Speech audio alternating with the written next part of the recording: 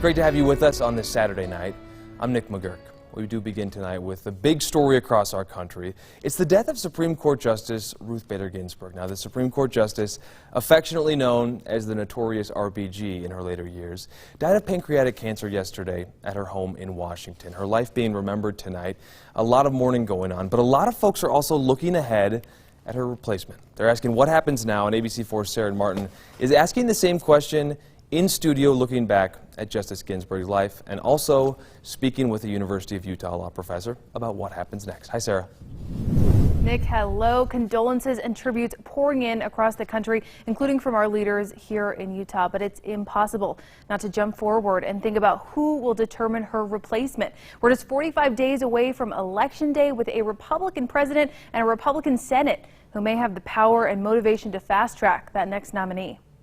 My first thought was that we really lost a titan. Professor Kiter studies constitutional law, among other things, at the U. He says Ginsburg was a titan of gender equality, voting rights, and a lot more. All I ask of our brethren is that they take their feet off our necks. She was nominated by Bill Clinton and appointed in 1993. In her tenure, she became a cultural icon, as well as a giant in the field for her dissents, her collars, even her workouts. Now, the future of her seat is unclear. Uncharted territory at this point. Here's how a Supreme Court appointment works. The president has the authority under the Constitution to make an appointment to the court. Then the American Bar Association and the Senate Judiciary Committee do an extensive background check that usually takes about 2 months. If that appointee passes the Judiciary Committee, the appointee goes to the full Senate for a vote. The Senate recently eliminated the filibuster for Supreme Court nominees, and as a result, a majority vote will carry the day for confirmation of a Supreme Court appointee. In the current Senate, that means 3 Republicans would have to vote no to stop an appointee. There's a little question that the nomination process is going to be controversial this time. If a new president is elected in November, the current Senate will still be in session until the end of the year. The Senate could continue to consider the nomination.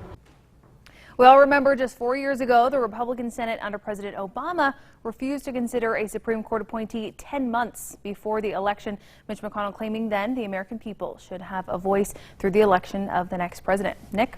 Well, obviously, Senator Mitt Romney is going to be a huge voice in all this. What are we hearing from him and Senator Lee? Obviously, Romney sometimes can be off of the main current of the Republican Party, so to speak. Definitely. It's really just too soon to know exactly how Mitt Romney and Michael Lee will play into all of this. Both of them have released a statement of condolences for the justice, but neither have made a statement on whether or not they'd be willing to move forward and vote on another Trump nominee. So we know Mike Lee has traditionally made decisions in line with the Trump administration, voting to confirm Brett Kavanaugh in that very controversial appointment process in 2018.